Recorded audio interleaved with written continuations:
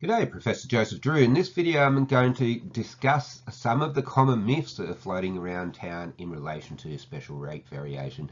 Now this happens all the time when we do special rate variations. Lots of stories are out there circulating.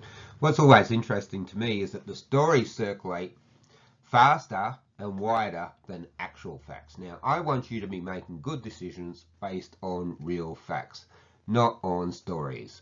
So in this video I'll contest some of those facts and I'll show you why they're wrong. Now you may not like the facts, you may prefer the stories, but at the end of the day the facts will still be the facts whether we like them or not. What's important is that we all know the truth and then we deal appropriately with it.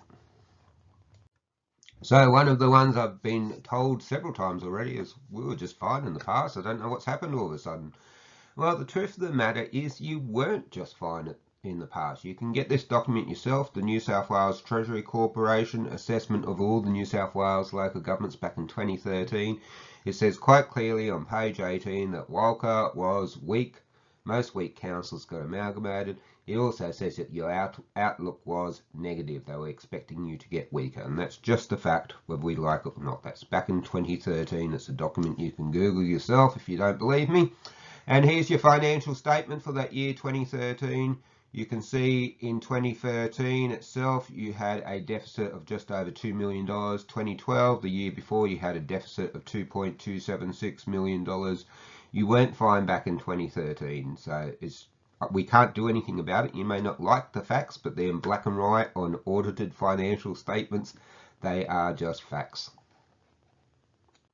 The next one is that you've got too many staff and that's the problem. Well, you don't have too many staff. You might see some staff in the council when you go out and about, but it's a very, very slim council in terms of staffing. So this is a video, a graph I presented in a previous video, staffing numbers.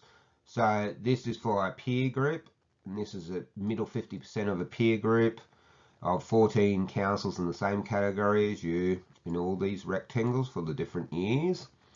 And this is Walker, this line that's next to it. And you can see you're pretty typical. You're just above the crossing the line here, which is the median and the mean, or the average. You're pretty typical. That's actually quite amazing because you're a really small council. And small councils, whether you're tiny like Walker or you're huge like Tamworth where I live, you're still going to have a general manager and 3 directors. Their wages are higher, so they lift the average wage up, which makes it really hard for a small council, you're one of the smallest in the state, to actually look good on a graph like this. To tell you the truth, I expected you to be up here somewhere. You're not, you're down typical. That says to me that you've been managed extremely well in terms of staffing levels. There's no one that you can sack. It's as simple as that. You can't cut costs on staffing. That's not going to happen.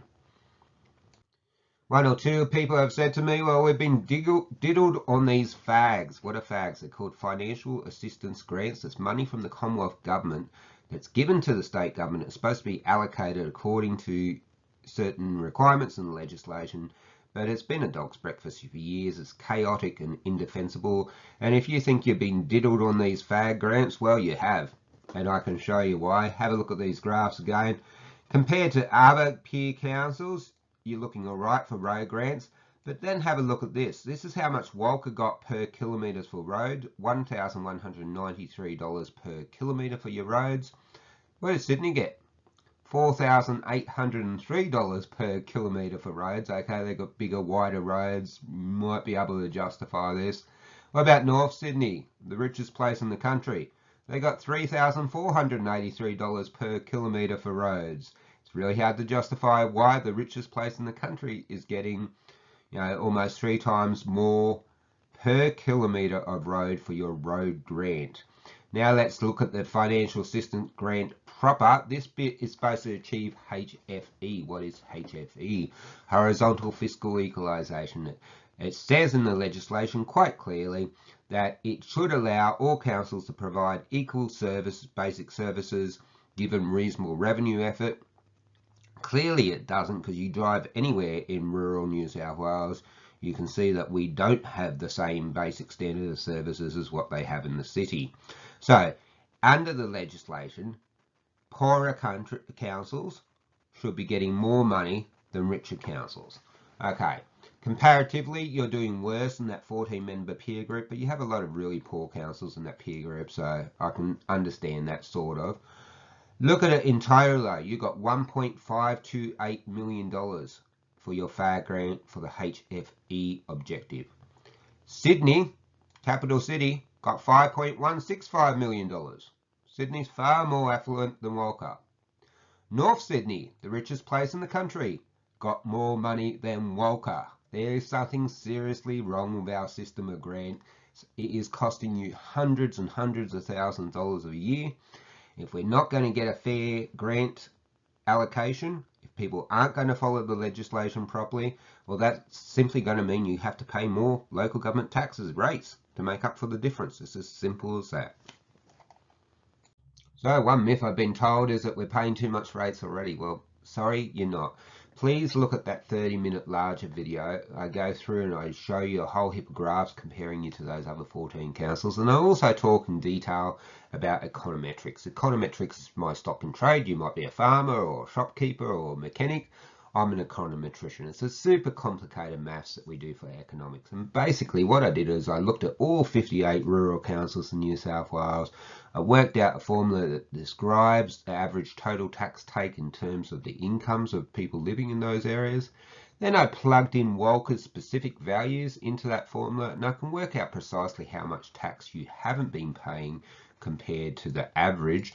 And that's this figure here. For 2021, you paid $557,000 less tax than what we would have expected had you been doing the average of every other rural council in New South Wales. So you've been paying far less than the average for many years.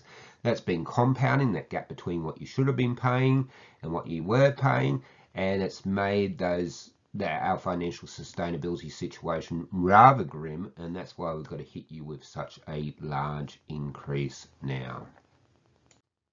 And another thing I've heard is that you're being mismanaged. Well, you're not.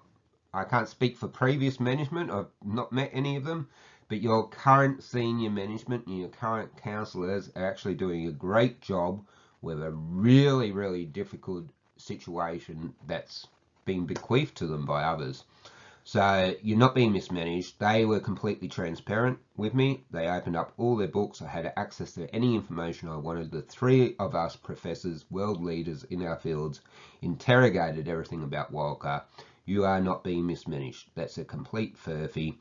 Look, it's nice to blame other people for situations that we don't like. I understand why people are looking to blame someone, but realistically, it's just reality. You're a very small council with a very small population, massive road network. You haven't been paying enough local government taxes going back years and years and years. You've been paying well under average taxes for services that compared to other rural councils are a bit on the top side, high side. Well, a gap's opened up. It's been compounded year after year after year, and now we've got a real problem. And that's why we've got to ask you for this really large increase to your local government taxes. Look, I hope this video has dispelled a lot of those myths. One of the myths I confirmed, you are being diddled on the grants, but everything else, I'm afraid, they're just stories. They're not borne out by facts. It doesn't matter how much you like the story, the facts are still the facts, whether we like it or not. A lot of them are printed in black and white and audited financial statements, signed off by the general manager at the time, signed off by the mayor at the time, signed off by the chief financial officer and the auditor. It's really hard to pretend that those facts don't exist just because they don't suit our story at present. Look, it's a tough situation. It's a tough decision that you make. I just want you to make the decision based on facts that are reliable, not based on stories and myths that really don't help us at all. Thank you very much for your time. Goodbye.